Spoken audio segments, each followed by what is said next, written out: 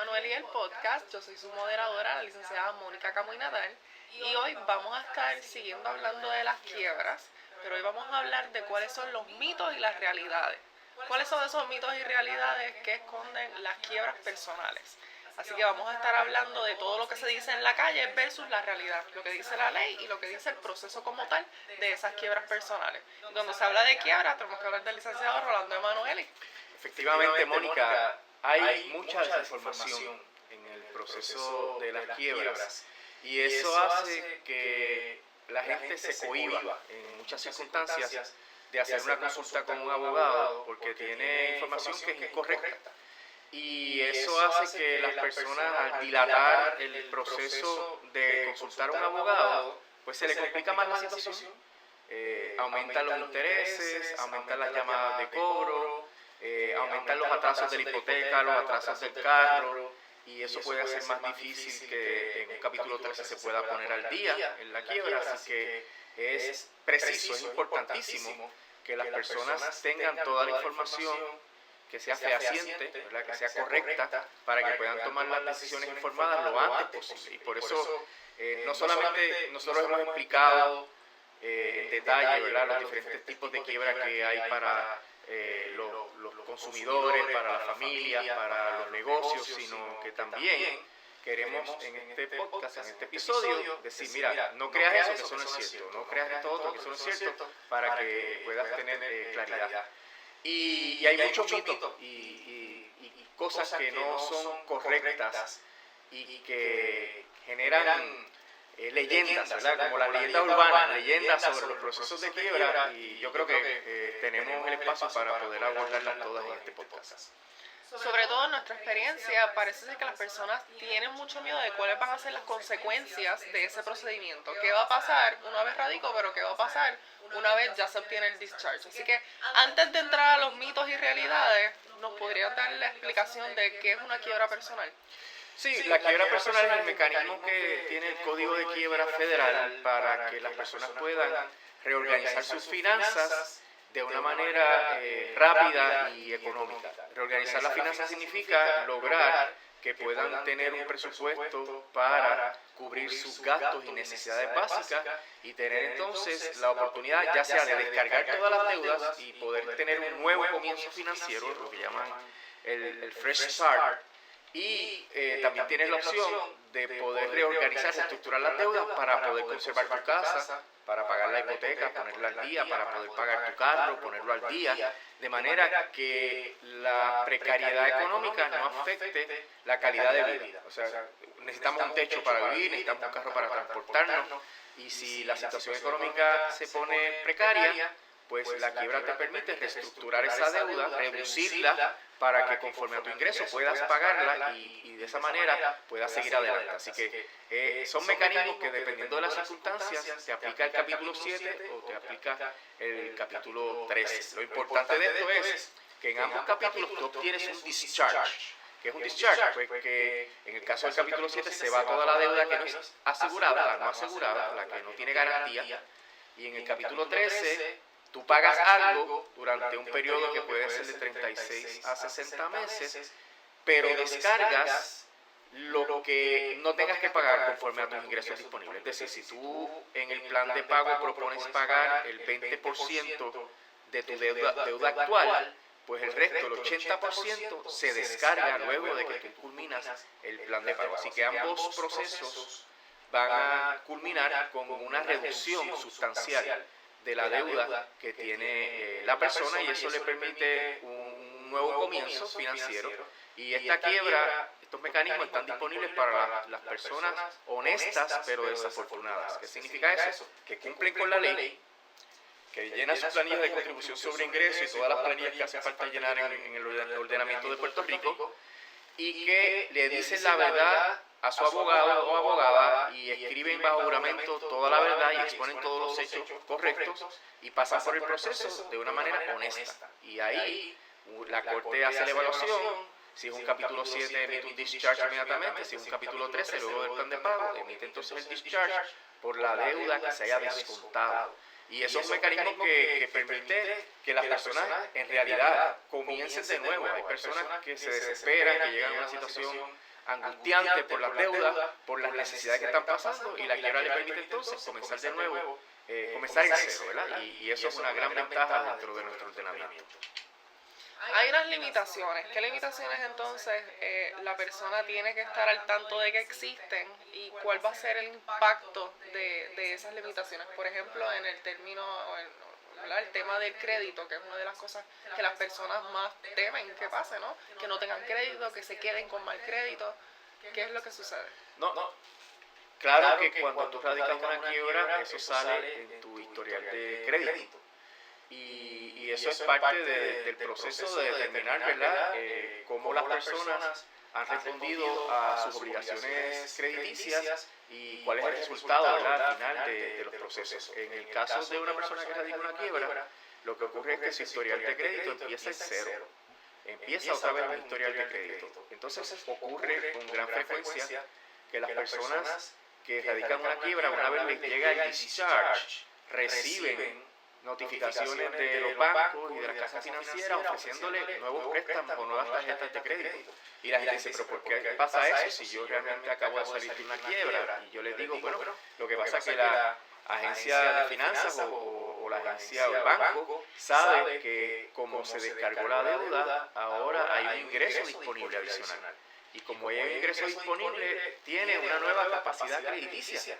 Y eso le permite a la persona iniciar un proceso de comenzar a construir un crédito, una nueva experiencia de crédito que en su momento pues puede llegar a un nivel óptimo como estaba antes de radicar la quiebra o como estuvo antes de radicar la quiebra. Así que en realidad sí hay un impacto en el crédito, pero un impacto para iniciar luego un nuevo comienzo también en el historial de crédito y que la persona luego del discharge pueda aprovechar esas ofertas que le hacen de crédito para tomar una tarjeta de crédito con un balance, ¿verdad?, una línea pequeña para que no vaya a incurrir en una deuda que luego le ocasione el mismo problema, pero que ahí empiece a tomar prestado, a pagarlo puntualmente y ahí se va generando una nueva experiencia de crédito que eventualmente le beneficia para cualquier otro tipo de financiamiento. O sea, esto eventualmente, si usted genera una nueva experiencia de crédito, eventualmente puede hacer los préstamos que necesite para su casa o para su negocio, etcétera, porque aunque tiene una quiebra, en realidad luego demostró que tenía un patrón de comportamiento razonable dentro de las políticas de crédito de las diferentes agencias que miden y que establecen el crédito de las personas. Ante eso, vamos a pasar con algunos de los mitos. Y parte de estos mitos también son porque las personas están desinformadas, ¿no? Porque escuchan algo que le dijo un vecino, algo que le dijo un amigo.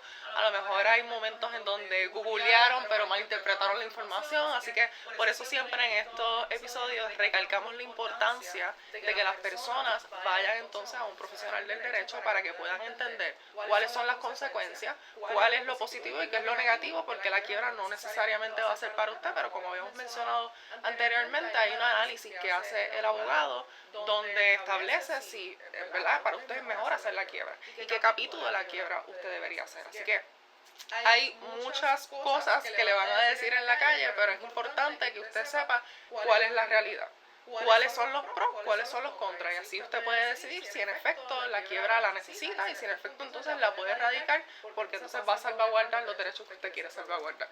Claro, y eso pues obviamente es un trabajo de equipo. Trabajo de equipo entre el cliente y el abogado, quienes tienen que divulgar toda la información en la petición de quiebra, ver todos los detalles para que la corte pueda hacer la mejor decisión del caso. Y para eso se requiere que usted le diga la verdad a su cliente, a su abogado, que usted no le oculte nada, que usted le traiga toda la información necesaria para poder recibir el consejo más apropiado. Y una de las premisas en las cuales nosotros siempre nos basamos para esto es no le mienta a su abogado. El abogado podrá hacer las recomendaciones que correspondan para poder llegar.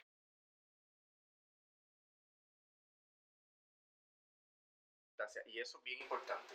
Y uno de los mitos que más yo he escuchado es que se va a perder todo. Las personas piensan que van a radicar la quiebra y entonces eso significa que automáticamente todo lo que posean y todos sus activos se lo tienes que dar a un síndico o lo vas a perder a los acreedores. ¿Mito o realidad? No, eso es un mito, realmente. Eso es un mito. Te voy a explicar por qué. Primero, porque en el proceso, la persona que tiene muchas propiedades tiene que valorar las propiedades y determinar cuánto es el valor de liquidación de esa propiedad. Y para eso tiene que restarle la hipoteca. Si usted tiene una casa y la casa vale $100,000 y usted tiene una hipoteca que debe $80,000, pero usted tiene $20,000 de valor de liquidación. Bajo esas circunstancias, el síndico lo que tiene para disponer de dinero para los acreedores serían esos $20,000. Pero ¿qué ocurre? Hay unas exenciones, que son las disposiciones de la ley federal o de la ley local, para que usted pueda preservar esos bienes, para que esos bienes no sean objeto de embargo o ejecución. Y en el caso de las exenciones federales, la federal cubriría sin ningún problema ese valor de liquidación, la diferencia entre el valor de la casa menos la hipoteca, ese es el valor de liquidación, y la exención se aplica a ese valor de liquidación y el síndico no tiene nada para distribuir. O sea, el síndico está ahí para buscar dinero a los acreedores. Si usted tiene su propiedad exenta porque aplica una exención, pues no hay nada para distribuir, así que usted no pierde la casa. El punto es que el cliente tiene que decirle al abogado o abogada todas las propiedades que tiene, porque si luego se descubre que ocultó una propiedad, primero se mete un problema legal de perjurio y puede ser que el abogado no haya podido hacer la distribución de las exenciones de la manera más correcta para que todas las propiedades se protejan. Entonces hay un problema de que esa propiedad que se ocultó genere un valor de liquidación, que en el caso de un capítulo 7 el síndico diga, yo quiero esa propiedad, la voy a vender para pagarle a los acreedores. Así que lo que podría ocurrir es que por culpa de que el cliente no le dijo al abogado toda la verdad, el síndico descubre una nueva propiedad y el abogado no haya tenido la oportunidad en los papeles de haber sometido las exenciones correspondientes para que esto se resuelva. Porque hay una diferencia entre las exenciones locales de Puerto Rico y las federales. Por ejemplo, en Puerto Rico tenemos el hogar seguro. Y el hogar seguro permite la exención total. Una casa puede ser que no tenga hipoteca, que usted la saldó y sea completamente suya. Pues en el caso de las exenciones federales usted tiene hasta un límite y no va a poder cubrir toda la casa. Pero en el caso de las locales usted hace una escritura de hogar seguro y la casa está totalmente protegida. Pero si usted no le dice a su abogado todas las circunstancias de su casa, pues usted va a inducir al abogado a un error que puede en realidad en un capítulo 7 costarle la casa. Así que es cuestión de que, como dije, el trabajo en equipo, de que las personas tengan esta claridad, esta transparencia de decirle todo lo que está pasando con su situación para que ellos, los abogados, puedan hacer todos los trámites y puedan hacer el mejor consejo posible. Así que es un mito. La situación de la mayoría de las casas en Puerto Rico, por ejemplo, es que las hipotecas todavía deben una cantidad sustancial y por tanto es fácil proteger la casa. Y si hay que hacer una escritura de hogar seguro para proteger la casa porque no tiene hipoteca, pues se hace una escritura de hogar seguro. En los carros, Mónica, que es la otra instancia donde puede haber este problema, los carros tú los compras en 40,000 hoy y cuando los sacas del dealer, ya el carro vale 30,000. O sea, hay una reducción dramática en ese valor del vehículo. Y es porque, pues, así es que funciona el mercado. ¿Qué pasa? Cuando tú sacas del dealer el carro, la venta condicional, el gravamen que tiene ese carro, pues entonces es altísimo porque es el mismo valor del carro, pero ya el carro no vale lo mismo que lo que tú pagaste por él. Por tanto, no tiene valor de liquidación. Así que usted no tiene problema. Ahora, si ya usted saldó el carro, hay unas exenciones para los vehículos de motor. Y esas exenciones permiten que usted proteja el carro. En la eventualidad de que usted genere un valor de liquidación de un carro, porque sea por ejemplo un carro que es de lujo o un carro histórico de estos antiguos, pues hasta se puede negociar con el síndico y pagar la diferencia, pagar el valor de liquidación y usted no pierde el carro, pero tiene que divulgarle toda la información. Si usted le va a decir al abogado o abogada que su carro es un .8, ¿verdad? De esos famosos carros de antaño, como le decían, un .8, Usted no le puede decir al abogado que es un carrito viejo si usted lo tiene como un modelo de museo de carro antiguo, ¿verdad? O sea, si el carro está como una joya, un carro antiguo bien cuidado, puede ser que no valga lo que normalmente valen los carros. Hay que divulgar eso también, porque hay carros de colección. Y un .8 puede ser un carro de colección. Y tiene un valor mucho mayor que uno que no se use como carro de colección o como carro antiguo. Así que todo eso hay que divulgarlo. En ese caso, también hay exenciones, no solamente del carro, sino hay otras exenciones que se pueden usar, el famoso wildcard, que se puede usar para cualquier tipo de bien y se puede hacer una combinación de exenciones que permitan que usted conserve el carro antiguo, el carro de museo, ¿verdad? De colección. Y eso es parte del proceso del abogado asesorarle. Así que no es correcto que siempre que usted radica una quiebra, usted pierde sus bienes, porque hay alternativas para manejar el tema. Otra cosa también que las personas tienden a decir o a pensar es que van a tener como un sello, ¿no? Hiciste una quiebra y ahora el resto de tu vida tienes el sello en la frente de que tuviste una quiebra y entonces tuviste problemas financieros, lo vas a tener el resto de tu vida. ¿Qué le dirías a esas personas? No, todo lo contrario. Porque primero, el proceso de quiebra, aunque es un proceso que sale en los archivos del Tribunal Federal de Quiebra, o sea, eso está ahí registrado y el que tenga una cuenta para buscar ahí lo puede encontrar. La inmensa mayoría de la gente no se entera de eso. Quienes se enteran son meramente los acreedores. Los acreedores están acostumbrados a este proceso y lo manejan de manera profesional. Los acreedores, cuando sale la orden de paralización, no hacen ninguna otra gestión, respetan la orden del tribunal porque eso puede generarles responsabilidad, desacato, daños y perjuicios, etc. Y el proceso no requiere que usted ponga un rótulo en su casa diciendo, mira, yo radiqué quiebra. O sea, que eso no tiene que ser necesariamente vox populi o conocido por todo el mundo. Por otro lado, la ley prohíbe que se tomen represalias y que se discrimine contra una persona por razón de haber radicado una quiebra. La ley prohíbe que los acreedores vayan en contra de usted cuando hay una orden de paralización. La ley prohíbe que los acreedores vayan en contra de usted cuando ya hay un discharge. O sea que hay toda una serie de protecciones de ley que hacen que el trámite sea lo más directo y dañino posible. Claro, uno puede tener una moralidad, una manera de ver el mundo, unos principios religiosos en términos de cómo uno debe comportarse en la sociedad en relación a las deudas, fantástico. Pero en Puerto Rico, bajo nuestro sistema, nadie va preso por deuda. El remedio está ahí dictado por la ley federal. Esa es la legalidad. Eso es lo que dice el Estado de Derecho. Cuando yo tengo una situación financiera crítica y se me está afectando la salud, la calidad de vida, porque yo tengo que sacar demasiado dinero para mis deudas, está el mecanismo de la quiebra y es totalmente legal y moral, porque el perdón de las deudas es parte de las doctrinas religiosas. De hecho, hay doctrinas religiosas que en vez de hablar mal o considerar pecador al deudor que no paga las cuentas, consideran pecador al acreedor, al usurero, ¿verdad? Que está abusando de la gente mediante el crédito.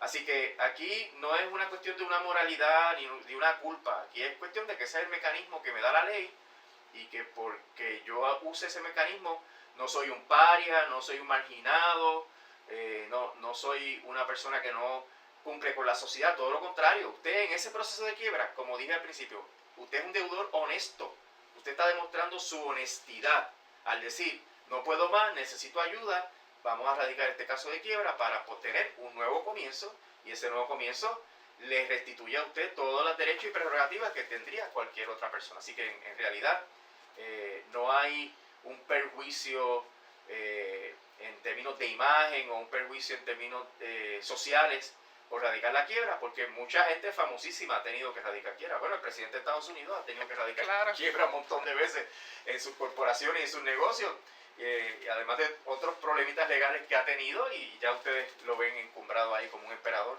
en la presidencia de Estados Unidos. Así que en el ordenamiento capitalista, la quiebra es parte del ciclo económico. Usted crea su empresa, usted tiene su empleo, usted crea sus obligaciones, compra sus cosas, y si le va mal, radica quiebra y vuelve a empezar. Es parte de las operaciones de este sistema, así que no tiene que usted preocuparse por eso. Es importante recalcar eso, ¿no? Que no es un bochorno, no es una vergüenza, es un mecanismo legal que está ahí precisamente para los deudores y que es algo que se puede aprovechar para que en el futuro pues no esté en esa situación. Pero no tiene que sentirse mal por aprovechar de un beneficio y un derecho que tiene. Correcto. Y en realidad, si usted radica quiebra y hay algún tipo de discriminación por usted haber radicado quiebra, pues consulte a su abogado de quiebra, porque uno puede llevar una acción. Dentro de los casos de quiebra están los procedimientos adversativos, que es cuando el deudor necesita reclamarle algo a alguien, o cuando un acreedor necesita reclamarle algo al deudor. Pues se puede llevar un caso paralelo, que es como una demanda normal, y usted puede reclamar daños y perjuicios, violación al stay, cumplimiento específico de ciertas obligaciones, etc. Y eso hace que el caso pueda tener el mayor éxito posible. En el caso de que usted haya sido discriminado, pues evalúe, consultarlo o consúltelo, ¿verdad? Para que su abogado evalúe la situación y determine si usted tiene derecho a llevar una acción judicial por esa discriminación o represalia que se esté tomando en su contra. Así que es importante estar pendiente de todo eso y no dejar pasar una. Le pasa algo extraño en el proceso de la quiebra o en las situaciones de su vida y que está relacionado con el proceso de la quiebra, consulte con un abogado o abogada de quiebra para que le pueda asesorar. Ahora, hay personas también que piensan que la quiebra es para personas que fueron exageradamente irresponsables con su dinero, que iban al casino todos los días, que compraban todo el tiempo por Amazon y gastaban todo su sueldo en comprar. ¿Eso es un mito? Eso es un mito. Es un mito porque a las personas les pueden pasar diferentes circunstancias que obliguen a una quiebra. La más terrible, ¿verdad? La muerte de un familiar que generaba ingresos para la familia. Pues de repente ahora tenemos 50% menos del ingreso, 75% menos del ingreso. Eso no es culpa de nadie. Si se muere la pareja y la pareja estaba empleada y ambos pues, aportaban al sostenimiento del hogar, va a haber una baja que va a requerir hacer ajustes inmediatamente. Y la quiebra puede ser uno de esos remedios. Puede haber enfermedad, puede haber reducción de jornada laboral, reducción de horas, puede haber un despido a la persona, puede haber la situación de que el costo de la vida aumenta y su cheque se queda igual, su cheque de pensión está igual y usted no le da el dinero. Usted tiene que haber hecho, pudo haber hecho un préstamo para resolver una emergencia. Se le dañó la casa, el techo se rompió y está como colador y hay que reparar el techo. Usted necesita hacer un préstamo y de repente resulta que no puede pagar el préstamo porque le bajaron los ingresos. O sea, en realidad no se trata de eso. La inmensa mayoría de los casos, la quiebra está justificada por las circunstancias. De hecho, esa es una de las primeras preguntas que le preguntamos a las personas cuando vienen a consultarnos.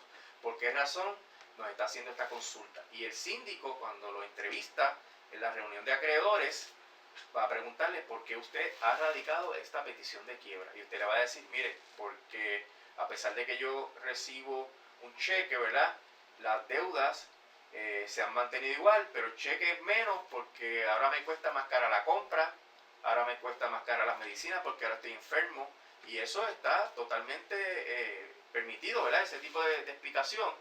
Y eso demuestra que en realidad no es un caso de irresponsabilidad. En la inmensa mayoría de los casos hay una razón. Hay otros casos donde sí, una persona se puede volver loco haciendo compras, sacando tarjetas de crédito en las diferentes tiendas, que cada tienda tiene su tarjeta de crédito, y eso pues se evalúa en su contexto para ver si hay mala fe, pero si no hay mala fe, pues la persona puede radicar la quiebra. Si eso está bien o está mal, no es un juicio que se hace en el proceso de quiebra, es un juicio que se puede hacer en otro foro, en el foro moral, etc. Pero no, en el caso de quiebra es, ¿cualificas con la quiebra o no cualificas? ¿Cumples con los requisitos? ¿Tienes la documentación? Entonces el remedio viene por añadidura. Así que el proceso, en la inmensa mayoría de los casos, es un proceso que está totalmente justificado. Y es verdad que el tribunal pudiera convertir un capítulo a otro, es decir, que una persona entre por un capítulo, pero de momento el mismo tribunal cambia a otro. Sí, o uno mismo, como abogado del deudor, pide una conversión. Uno puede empezar por un capítulo 7 de una persona que perdió el empleo o que le bajaron las horas, y cuando uno radica el caso, el cliente llama a uno y le dice: licenciado, conseguí otro empleo y voy a ganar el doble de lo que ganaba. Pues entonces ya eso no es un capítulo 7 probablemente. Podría ser, pero un cambio dramático de las circunstancias puede hacer que sea un capítulo 13 y se convierta en capítulo 13. De la misma manera, se radica un capítulo 13 que es con plan de pago, porque hay ingreso disponible para pagar a los acreedores, y resulta que la persona perdió el empleo, o le redujeron las horas, o pasó algo, tuvo un gasto extraordinario. Pues mira, a lo mejor, como no hay ingreso disponible para un plan de pago, la mejor salida, en vez de desistir de la quiebra, es convertir un capítulo 7. Hay que tener en cuenta que se cumpla con todos los requisitos y todas las salvaguardas de un capítulo 7. Hay que tomar todas las medidas de que todo cuadre bien, de que no haya valor de liquidación, etcétera. Pero sí, se puede convertir, y eso le da una flexibilidad. Igual pasa, Mónica, con el caso de el plan de pago. Tú puedes tener un plan de pago ahora de $150 y luego tuviste un impacto en tus ingresos y hay que bajarlo a 125. O todo lo contrario, tuviste un aumento de salario, un aumento de los ingresos, pues entonces el plan tiene que subir. Por ende, usted tiene que informar a su abogado o abogada constantemente de cualquier cambio que haya en sus circunstancias económicas para ajustar el plan. Porque si usted no lo dice, cuando venga la planilla de ese año, el síndico la va a ver, porque hay que entregarle copia de la planilla, y va a decir: aquí hubo un cambio de los ingresos y no se informó. Entonces el síndico va a decir: me debes todo lo que ganaste en exceso a lo que pusiste en la quiebra, me lo debes y tienes que incluirlo en el plan de pago. Y puede ser que sea una cantidad que no se puede incluir porque no da el dinero para poder incluirlo eso en el plan de pago, porque no hay suficientes meses. Así que usted tiene que cumplir y ser honesto siempre. ¿Radica planilla? Pues hay que enviarle la planilla al síndico.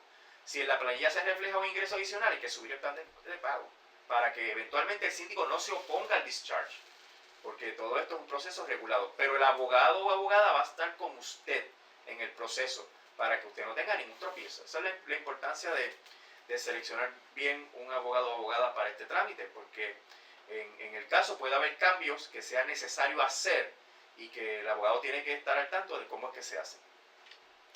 Y cuando una persona va a radicar quiebra, puede entonces, pues, tomar prestado y hacer transacciones, porque entonces después va a llegar la quiebra. No, eso podría catalogarse como mala fe. O sea, en realidad,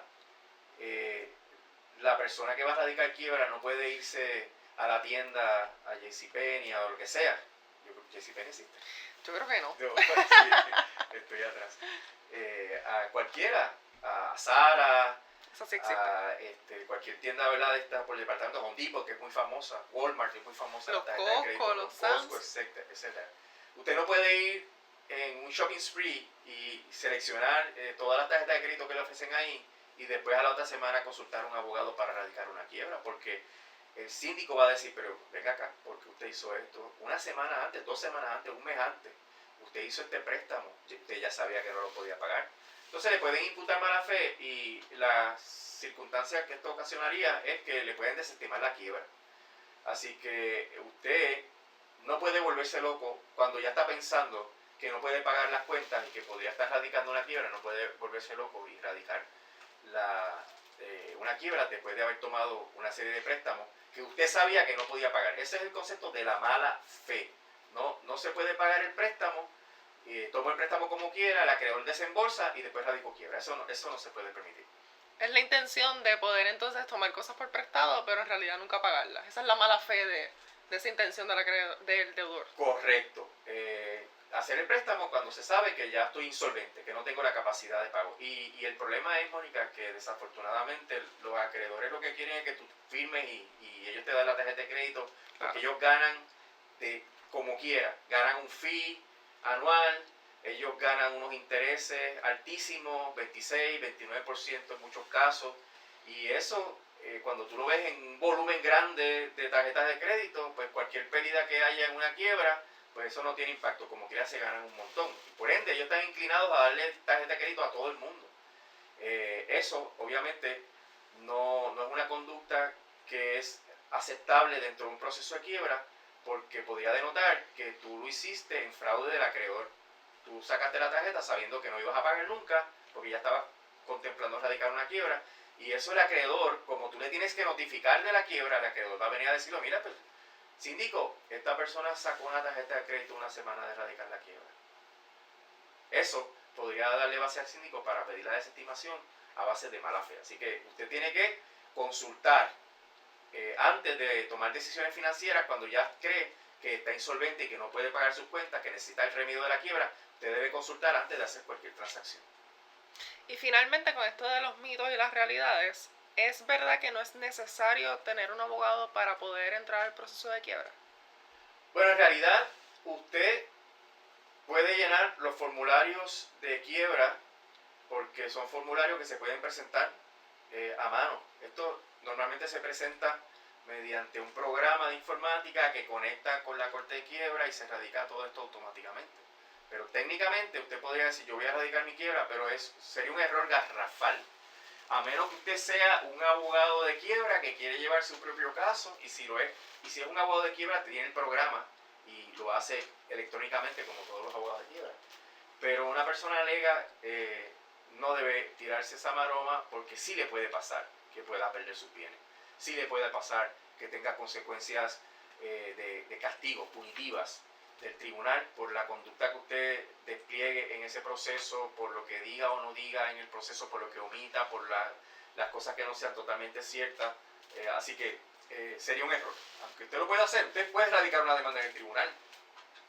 Usted puede ir a un juicio y comparecer y defenderse. Pero el abogado que se representa a sí mismo tiene un tonto por cliente. Es un error, aún hasta los abogados. Eso es un dicho de abogado. Abogado que se autorrepresenta tiene un tonto por cliente, porque uno no tiene la imparcialidad ni tiene tal vez el conocimiento específico para hacer bien el trabajo, y eso le pasa a las personas que van pro se. Cometen muchos errores y pueden tener muchos problemas en un caso de quiebra.